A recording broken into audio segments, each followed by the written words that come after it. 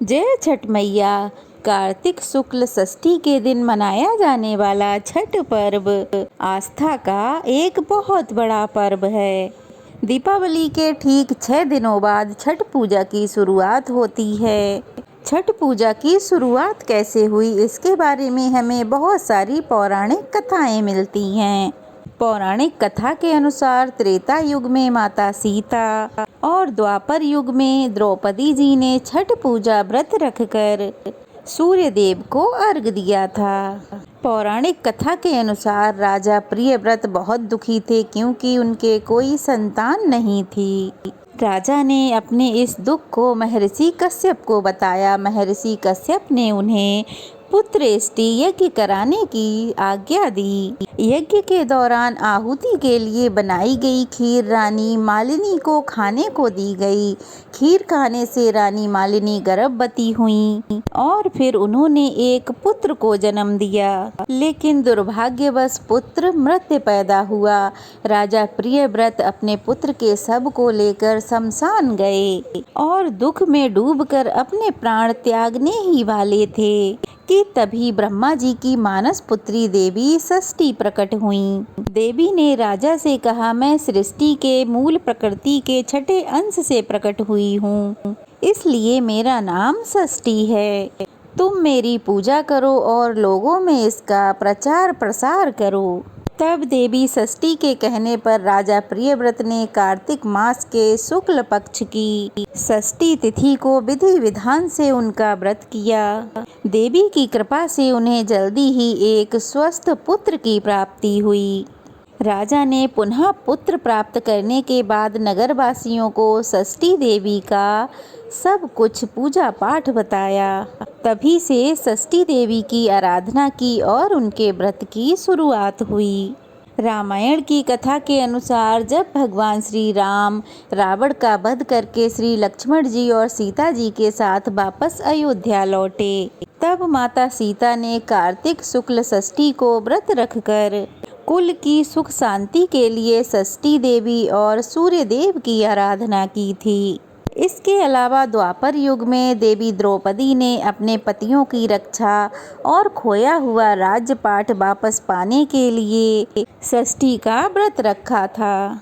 छठ महापर्व में भगवान भास्कर को अर्घ देने की परंपरा है और बिहार के सूर्य मंदिर से ही भगवान भास्कर को अर्घ देने की परंपरा प्रारंभ हुई थी। मान्यता है कि नालंदा जिले के बिहार शरीफ के स्थित ऐतिहासिक सूर्य मंदिर से ही भगवान भास्कर को अर्घ देने की परंपरा प्रारंभ हुई थी और यह मंदिर द्वापर कालीन युग का माना जाता है।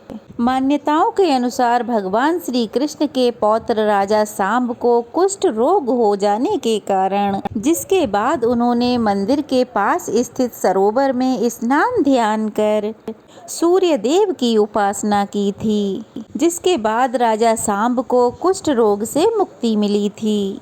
ऐसी मान्यता है कि द्वापर युग में जब भगवान श्री कृष्ण पांडवों के साथ राजगीर आए हुए थे, तो उन्होंने बड़गांव पहुंचकर भगवान भास्कर की आराधना की थी। बड़गांव से छठ व्रत के प्रारंभ होने के बारे में कई गाथाएं प्रचलित हैं, जिनमें से एक के अनुसार महर्षि दुर्वासा भगवान श्री कृष्ण से मिलने के लिए द्वारका गए हुए थे। उस समय भगवान माता रुक्मणी के साथ विहार कर रहे थे। महर्षि दुर्वासा को देखकर राजा सांब को किसी बात पर हंसी आ गई, जिसके बाद उन्होंने राजा सांब को कुष्ठ रोग होने का श्राप दे दिया। राजा सांब को कुष्ठ रोग से ग्रस्त होने के बाद भगवान श्री कृष्ण ने राजा सांब को कुष्ठ रोग से निवारण के लिए सूर्य देव की उपासना और सूर्य राशि की खोज करने की आज्ञा दी थी। भगवान श्री कृष्ण की सलाह पर जब राजा सांब सूर्य राशि की खोज में भटकते भटकते राजगीर तक जा पहुँचे, जिस दौरान उन्हें जोर की प्यास लगी और उन्होंने अपने सेवक को कहीं से पानी खोज कर लाने की आज्ञा दी। जंगल होने के कारण सेवक को कहीं दूर दूर तक पानी नहीं मिला। तभी एक गड्ढे में उसको थोड़ा सा पानी मिला। लेकिन वह पानी बहुत गंदा था। जब सेवक ने वह पानी राजा सांब को लाकर के दिया तो राजा ने उस पानी से अपने हाथ और पैरों को धोकर उसका सेवन किया और जल का सेवन करते ही राजा सांब का कुष्ठ रोग ठीक होने लगा। तब राजा ने 49 दिनों तक राजगीर में रहकर सूर्य उपासना और अर्घ दिया। तब जाकर राजा सांब को महर्षि दुर्वासा के श्राप से मुक्ति मिली थी। पौराणिक कथा के अनुसार एक गांव में एक बूढ़ी माई अपने बेटे, बहू और पोते के साथ रहा करती थीं। बूढ़ी माई के घर में किसी भी बात की, किसी भी प्रकार की कोई कमी नहीं थी। बूढ़ी माई छठ मैया की परम भक्त थीं और हर साल कार्तिक शुक्ल षष्ठी को बड़ी ही श्रद्धा और भक्ति के साथ छठ मैया का व्रत करती थीं। किंतु बूढ़ी माई की जो बहू थी वो बहुत ही आधुनिक सोच वाली स्त्री थी। उसका पूजा पाठ में कोई विश्वास नहीं था, ना ही पूजा पाठ में उसका मन लगता था। एक बार जब कार्तिक मास के शुक्ल पक्ष की चतुर्थी तिथि आई, बूढ़ी माई तो बहुत प्रसन्न थी क्योंकि उस दिन से छठ का 4 दिवसीय पर्व प्रारंभ हो रहा था। बूढ़ी माई तो अपने घर की साफ सफाई में लग गईं। उसने अपने बेटे को आम की लकड़ी और पूजा की सामग्री लाने के लिए बाजार में भेज दिया। अब बूढ़ी माई ने अपने बेटे की सलामती और खुशी के लिए छठ का व्रत किया। बूढ़ी माई ने अपनी बहू से कहा कि वो भी उसके पोते के लिए छठ का व्रत रखे, लेकिन बहू तो नए विचारों वाली थी। उसे इन सब बातों पर कोई विश्वास नहीं था। वह अपनी सास से कहने लगी, माँ जी, यह सब बातें तो बेकार की हैं, मुझे इन पर कोई विश्वास नहीं है। ऐसा करने से भला क्या होगा? तब बूढ़ी माई ने अपनी बहू को छठ माता की एक पौराणिक कथा सुनाते हुए उनकी महिमा सुनाई। बूढ़ी माई बोली, बेटा, बहुत समय पहले की बात है। प्रियव्रत नाम के एक राजा हुआ करते थे। उनके पिता का नाम स्वयंभू मनु था।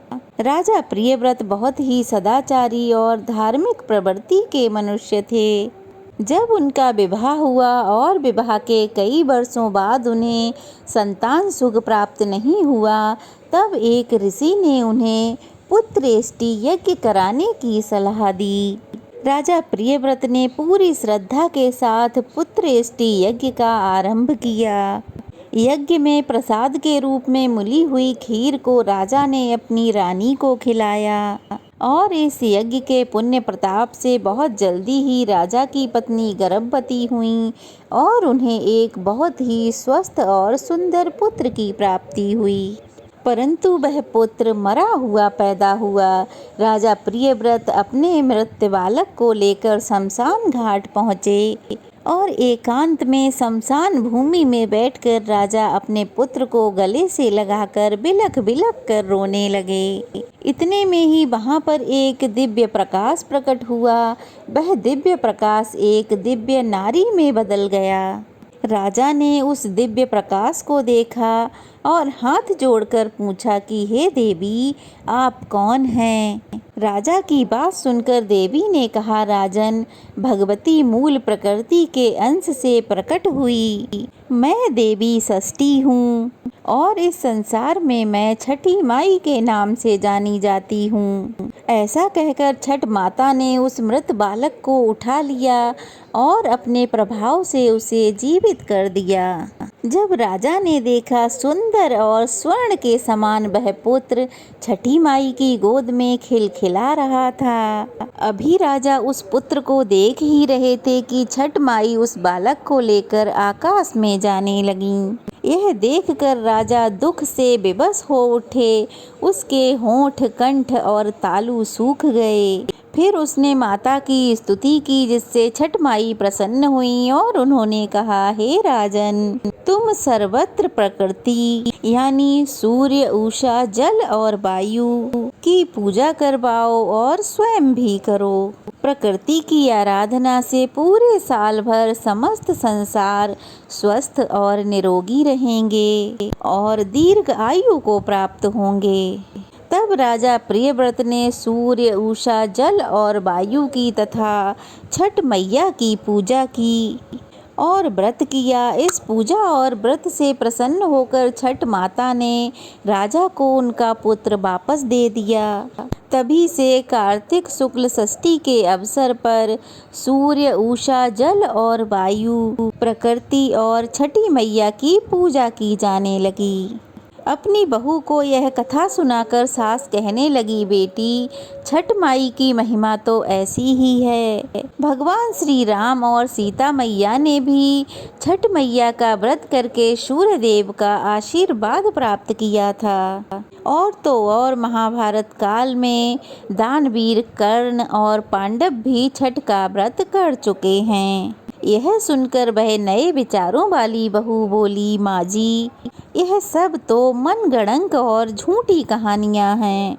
मैं इन पर विश्वास नहीं करती। ना तो मैं इतने घंटों तक भूखी प्यासी रह सकती हूँ और ना ही अपने शरीर को कष्ट दे सकती हूँ। माँ जी, यह व्रत तो आप ही करो। बहू को बहुत समझाने की कोशिश की, लेकिन बहू नहीं मानी। उल्टा वह छठी माई और अपनी सास का मजाक उड़ाने लगी।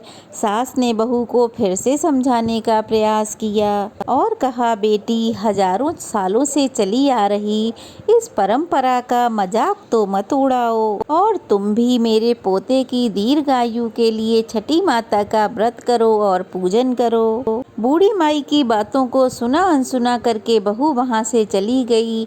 बूढ़ी माई ने बड़ी श्रद्धा और भक्ति के साथ उस दिन नहाए खाए का व्रत किया और बहू ने सारा दिन अपनी मौज मस्ती में बिता दिया।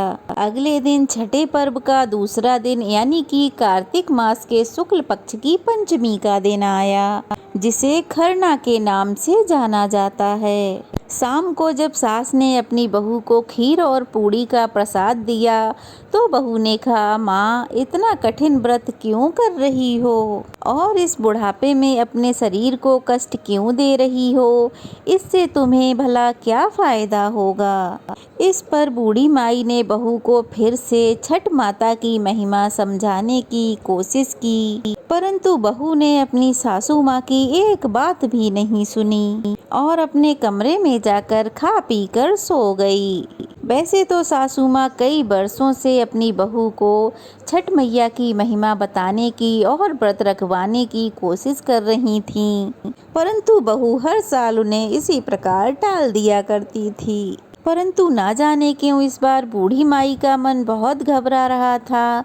वह मन ही मन छठी माई से प्रार्थना कर रही थीं, हे माँ, यह बच्ची तो नासमझ है, आपकी महिमा नहीं जानती, इसे क्षमा कर दीजिएगा। अगले दिन कार्तिक मास की षष्ठी तिथि थी। सभी लोग पूजा की तैयारियों में जुटे हुए थे, परंतु बहू अपने कमरे में सो रही थी।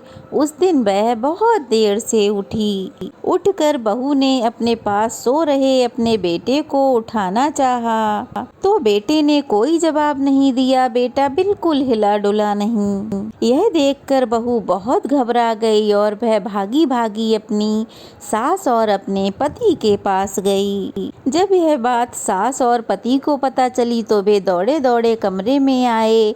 उन्होंने भी बच्चे को जगाने की बहुत कोशिश की, किंतु बच्चा हिला डुला भी नहीं, ना ही उसके शरीर में कोई हरकत दिखाई दी। यह देखकर सभी बहुत घबरा गए और उस बच्चे को लेकर वैद्य जी के पास गए।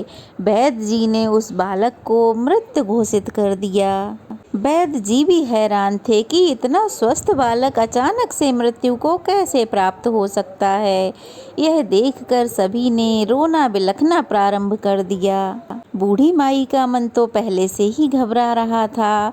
पोते की अचानक मृत्यु हो जाने के बाद बूढ़ी माई की जुबान पर केवल यही शब्द थे कि हे छठी माई, क्षमा कर दीजिए, मेरे पोते के शरीर में सांस भर दीजिए।